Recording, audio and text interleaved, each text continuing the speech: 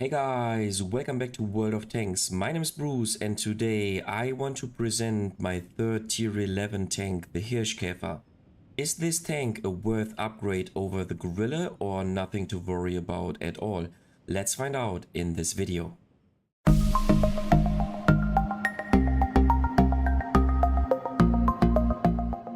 Most of the YouTubers out there say the Hirschkäfer is just a worse copy of the Grille tier for tier.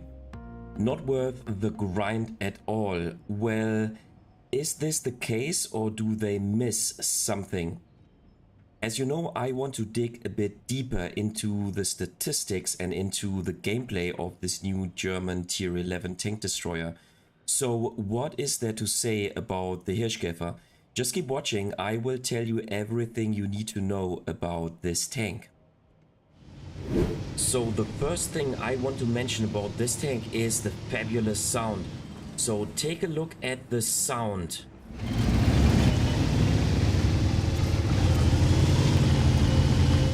This new sound voiceover has been introduced with update 2.0 and I really like it. But of course, in order to see whether this tank is an advantage, we have to take a look at the statistic. So those are the values of the Hirschkäfer. I want to compare it against the Grille 15 to see how much of an improvement the Hirschkäfer on tier 11 actually is. Here you can see the Hirschkäfer without any upgrades, and this is the fully upgraded Hirschkäfer. So instantaneously we can see that the DPM is almost the same, the penetration values are much better. The alpha damage is way worse compared to the Grille. However, this can also be an advantage because it makes this tank so much more flexible with the same DPM. Now, gun handling wise, basically the same aim time. The dispersion values are a bit better on the Hirschkäfer. If you upgrade the tank, the dispersion values go down to 0.2 while moving the tank and while traversing the tank. And then this value right here is what makes the Grille so difficult to play. 0.4 dispersion while turning the turret. This goes down to 0.3, not a good value, but much better compared to the tier 10 Grille. You get one additional degree of gun depression, and then mobility wise, the tank is actually comparable. Slightly worse to the Grille when it's not upgraded, and then slightly better when it is upgraded. Of course, the Hirschkäfer does not have any camo whatsoever, and then here you can see another advantage. Stationary camo 11.34 compared to the 7.87, which is a distinct advantage. However, you also get 10 meters less view range, which kind of balances this out. So overall, better camo value, better gun handling stats, and then, yeah, the drawback, if you will, of a lower alpha damage. However, this tank is more flexible, and we'll come to this later on in the video. Now, the Hirschkäfer does have another advantage, and it is this right here. So this is the turret front, which is, of course, you do not have any armor whatsoever, but the point is you have a much smaller frontal profile if you only show your turret compared to the Grille 15 with this boxy mantlet, if you will. And so this is another advantage of the Hirschkäfer. Now, the special mechanic of this tank is as follows. If you reduce your speed to a certain value, then your gun starts to heat up, increasing your alpha damage to up to 800 and also improving the dispersion of your tanks. So for example, like here you come to a standstill, and then as you can see, after a couple of seconds your gun starts to heat up and your alpha damage starts to increase. In addition to this, if your alpha damage is higher than the amount of HP that the adversary tank has, then you will amrack him, i.e. kill him with a probability of 100%. So in theory, you can do the following thing. You can heat up your gun, increasing your alpha damage, and then simply kill the adversary tank. So this tank has 680. Let's now wait until we reach 680 with our gun, and then we can definitely kill him. But as you can see, there is still RNG in the game.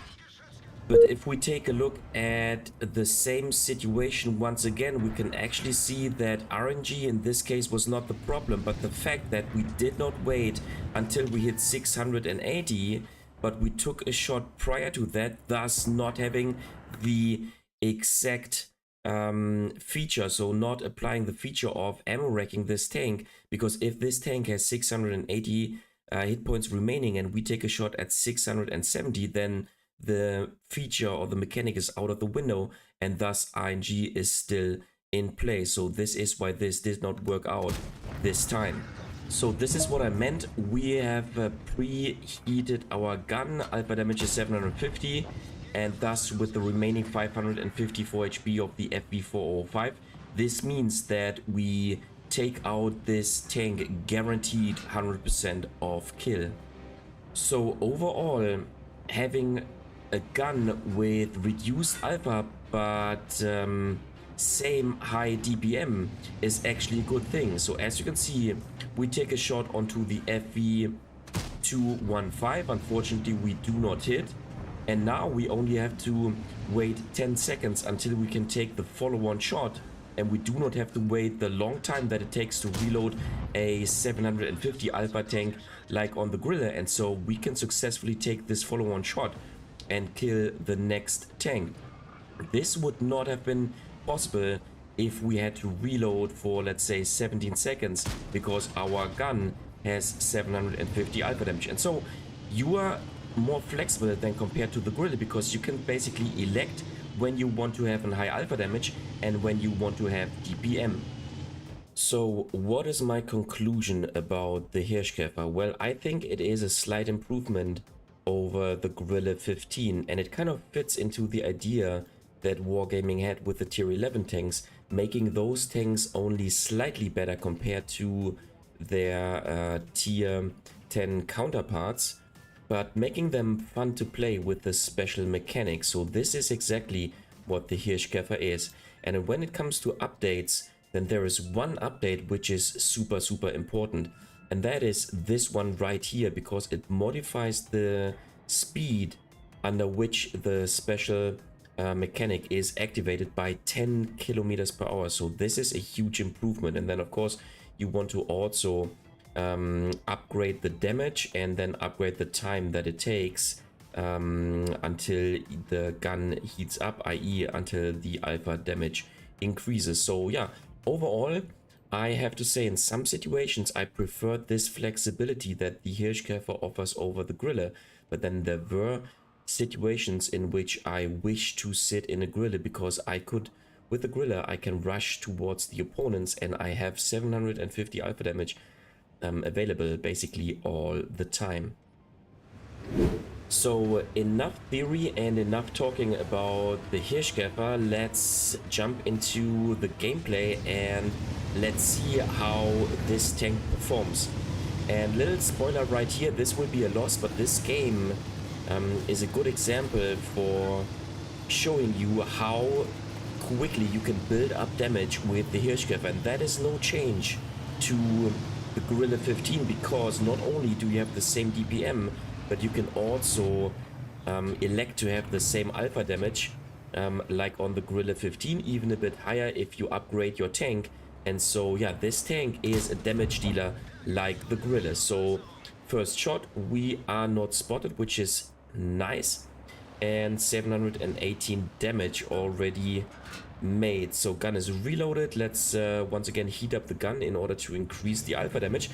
But as you can see here, we have the flexibility of actually taking a shot earlier than than compared to waiting until we have reached 750 alpha damage. And this is the flexibility that I talked about. So yeah, that's basically what you get with the Hirschkäfer, and I think the special mechanic is actually pretty interesting and also pretty useful. So let's continue to stand still until our gun is heated up. And then, by the way, if you move your tank only slightly, then the heat up will not disappear quickly, but you can move around just a little bit and then still have this heated up gun available. Nice. So we can make 783 alpha damage right here. Excellent. yeah, we want to move a bit more to the right, so not to take damage by the Stritzwagen.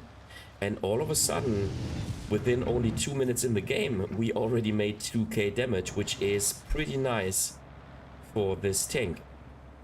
So once again, we want to heat up the gun.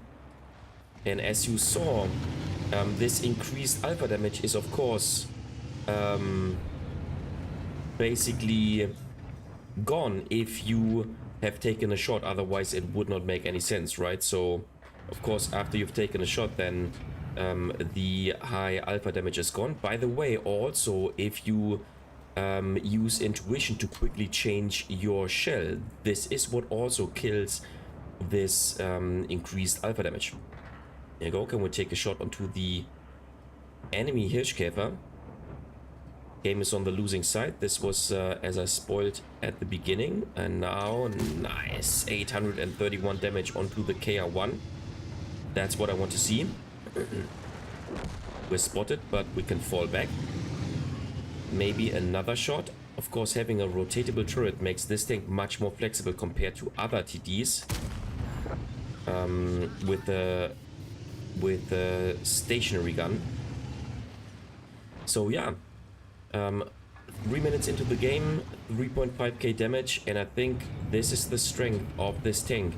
It's basically mobility alongside with firepower, and compared to the Grille, you have an increased flexibility overall when it comes to gun usage and to alpha damage usage. So let's take another shot. Bam. This time we do not have the higher alpha damage available, and now we are rushed. And of course, if you get rushed by a Tessak, which has this auto cannon gun, then that's not a good end for you. And now we are taking out. But within only 4 minutes into the game, we made 4.7k damage, short of 4.8k damage, and I think a decent example of how quickly you can build up damage in this tank. Alright, second game in the Hirschkäfer, and then on this map, on this side, I do not like to push into the city, but I do like to go to a rather defensive static position from which I can snipe onto the other side of the map, and then I want to see how the game develops. So let's start with this gameplay. Leopard 1 of the enemy team is already spotted. Nice. So that might be our first target. And I like to go to this little ridgeline here, and then simply with the Hirschkäfer come to a standstill, heat up my gun, and then see what target I can hit. So maybe this 1-to-1 moves out of cover. KR1 of the adversary team is pushing aggressively with the KR1, and it's out of this world. Okay, bad aiming, and it's out of the world armor. Of course you could do this, but this means for us that we have to retreat. Now I'm expecting that those two KR1s will simply annihilate all of our tanks. We have quite a huge amount of tanks, or a huge number of tanks playing on this flank, but sorry, with the Hirschkäfer, with the tank without any armor whatsoever, you do not want to stand in the first line and brawl against the KR1, or I mean, in this situation there's even a platoon of KR1, so not what we want to see. So let's relocate into this position, and then I can get a cross shot onto those tanks if they are retreating. Here you go. Now I need to take a shot because otherwise he would be gone. And of course in this situation I would have preferred to sit in a Grille, because then I could have taken a 750 alpha shot with the Grille.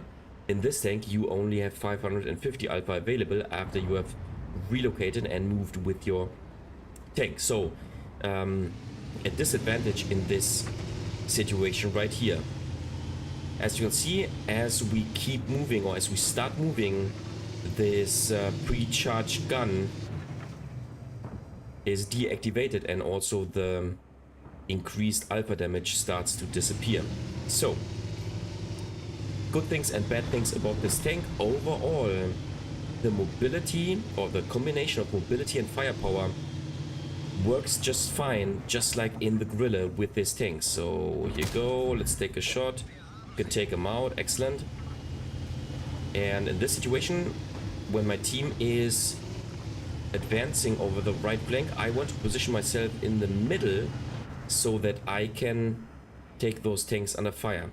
And here you can see another strength of the Hirschkäfer, albeit of the adversary Hirschkäfer in this situation, because as the turret of the Hirschkäfer is so tiny and so small, sorry, it is pretty damn hard to hit from the distance. And this is an, you know, a distinct advantage over the Grille. So second shot, let's try to hit the... Okay, this was a fantastic shot, super lucky. Unfortunately, we are hit by the adversary Grille. So let's fall back into cover, and here you go, nice. And yeah, this was a situation in which I prefer the Hirschkäfer, because we could take a shot after only 10 seconds. Otherwise, the Borkenkäfer, the enemy light tank, would have been back behind cover. So yeah, it can be an advantage and it can be a disadvantage in this tank. But overall, I think having this flexibility is overall beneficial compared to the tier 10 Grille. And in my opinion, Wargaming did a fantastic job of making those tier 11 tanks only slightly better compared to the tier 10 tanks, but then making them fun to play with their special mechanic. In this situation, I should have taken a shot. Yeah, this was also not a hit. Once again, you can see how difficult the Hirschkäfer is, how difficult it is to hit the Hirschkäfer if he only exposes his turret, and if it is not exposed sideways but frontally. Right, so in this situation, yeah, game is on the winning side. However, I think we can make more damage if we proceed back to our cap and support the mouse and the Taschenratte, and not advance over the right flank and try to brawl on the B4 area. So let's see how it goes. In this game, so far, only 1.9k damage, but here you go. That's what I want to see. I want to see the mouse advancing, and if the mouse shows the side of the turret towards us, then we can take a shot. So let's see. There you go. Nice. Maybe to the hull. Excellent. Let's fall back so that he does not start taking us under fire. And then, yeah, in this situation, I mean, I have the same DPM compared to the Grille. It's just that I am much more flexible. So let's try to kill this tank, and bam, nice. All right. Let's see how it goes. Borkenkäfer is there. Let's see. Can we take a shot? No, I do not want. Yeah, I'm spotted. So yeah, okay. Do not want to take shots by the adversary team. So let's load heat ammunition. And let's try to take a shot onto the Taschenratte, but I do not want to expose my tank once again against the BZ-75, who is again waiting for us to peek out of cover. Instead, let's do the same technique as compared as we did earlier against the mouse. So if the Taschenratte continues to move out of cover, then we will be able to take a shot. Okay, BZ has just taken a shot. Taschenratte has just taken a shot onto the Grille. Okay, BZ has left the scenery, so now we can take a shot onto the side of the turret of the Taschenratte. Another lovely 962 damage, 3.9k overall. Excellent game. Now the problem is, of course, if this tank moves the turret to us frontally, then even with premium ammunition, we have a hard time of penetrating this tank. But here you go, 4.5k damage, excellent.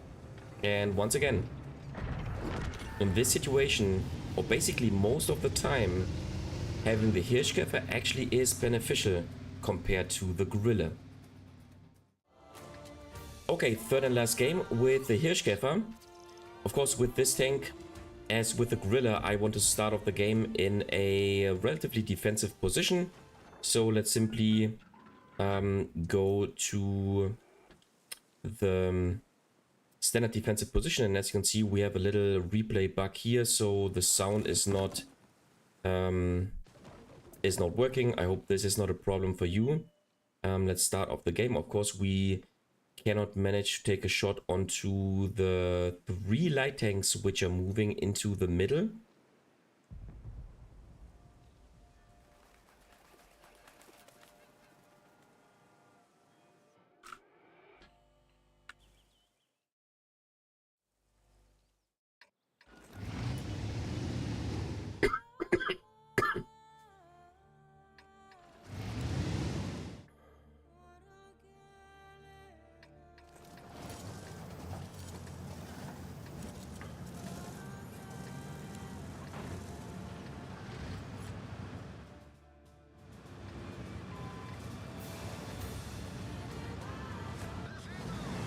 Alright, third and last game with the Hirschkäfer, and as with the Grille 15, I like to start off the game in a rather defensive position. So let's go to the F9 position, or yeah, F9 position, and start off the game relatively defensively from the get-go. Now, we can expect a light tank to rush into the middle. Yep, here you go. Oh, and there are actually 3 light tanks rushing into this position now. This means that the adversary team manages to win this position. However, this also means that all of the 3 light tanks are in this position, and so nobody is spotting this open field here, which is good for us. So let's man this position, and let's try to take a shot onto those tanks once they get spotted. In this situation, we can perfectly fine heat up the gun, heat up our alpha damage, and then once we take a shot, we have the advantage of having this high alpha damage. Once again, not upgraded, so the alpha damage is limited to 750, not as compared to the upgraded Hirschkäfer. Alright, let's simply be patient.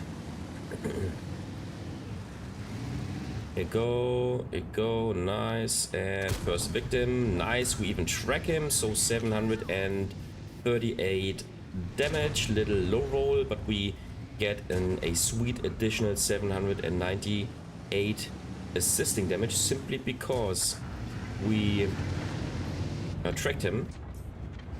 Now in theory what you can also do is you can fall back into cover, heat up your gun to 750 or 800 when upgraded, and then move back into the bush, and then you will right from the get-go have your higher alpha damage available. This is what you can also do. Basically, if you are in a situation in which you want to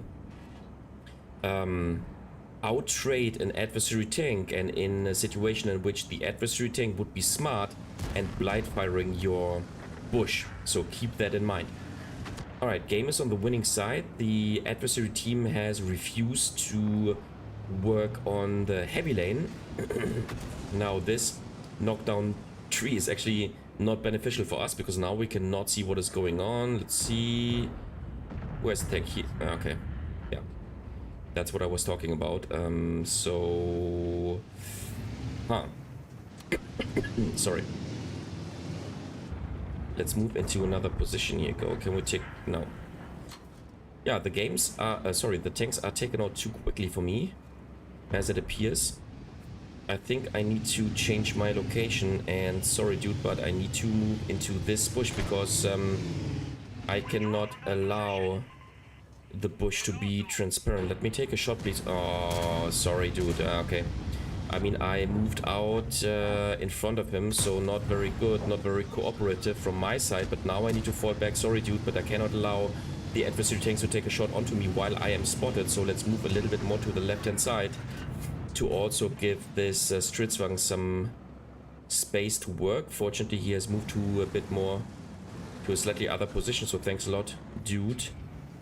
Looks like our tanks are already making pressure. Maybe I can take a shot onto the light tank. No, doesn't look like. So, can we take one more shot? Here you go. There's the hacker. Nice. Once again, an Emmerich, simply because our alpha damage exceeded the amount of HP this tank had, so that's a guaranteed kill. because you ammo wreck the adversary tank. Also a kind of cool feature if you ask me. So now we want to take a shot onto the FV215B, but of course we do not want to allow him to take a shot onto us. Now he's turning his turret, so excellent, that's what I want to see. Now in this situation, of course, sitting in a Grille would be beneficial because we do not have the time to heat up our gun. And so yeah, that's just the drawback of this tank compared to the Grille. But once again, if you ask me, in my opinion, this flexibility is better compared to the Grille 15, in which you have a higher alpha damage, but in which you are less flexible. So now we have to work with a destroyed gun. So this means that we have to fully aim in our gun for the next shot, but maybe we can still hit our target. So let's see. Let's use this this tree right here, and let's see what we can get. Maybe those two tanks peek out of cover and we get a line of fire towards this tank. So let me see. Nice. Again, ammo rack. Nice. Let's try to aim in our gun. And nice. Works out fine, right? So we are spotted, no problem whatsoever. Game is won. 2.9k damage, 1.1k assisting damage, so a decent result in the Hirschkäfer, albeit with only 41 HP remaining, but maybe we can get another shot onto the T110E5. And after all, this situation right here once again shows the benefit of having a mobile tank. Meanwhile, we can repair our gun, and yeah, this is what I always prefer. So the combination of having a mobile tank and having good firepower, just like in the Grille, works out perfectly fine in the Hirschkäfer. Moreover, you get much better dispersion values in the Hirschkäfer, which is a very strong advantage if you ask me. And overall, I have to say, yes, I was kind of disappointed because I expected more from this tank, but overall, after a couple of games, I think this tank is pretty nicely balanced, and if the tank is upgraded, it is much more fun to play due to the improved speed or the increased speed under which or below which the special mechanic is activated. Alright guys, that was it for today with the video about the Hirschkäfer. What do you think about this tank? Do you like it? Do you think it is a worth upgrade over the Grille 15? Or do you think one should stop the grind at tier 10? Just leave a comment in the comment section down below. And as always, if you like the video, give it a thumbs up or hype the video. You can hype the video multiple times, it really helps out with the YouTube algorithm. If you find this video extremely helpful, then feel free to support me via super thanks. This way you can make a one-time donation. You just have to click this button underneath the video. If you adore this channel and you want to consistently support me, then consider subscribing to my channel or become a member once again with the click of a button underneath the video. Thanks a lot, and I see you next time in another World of Tanks video.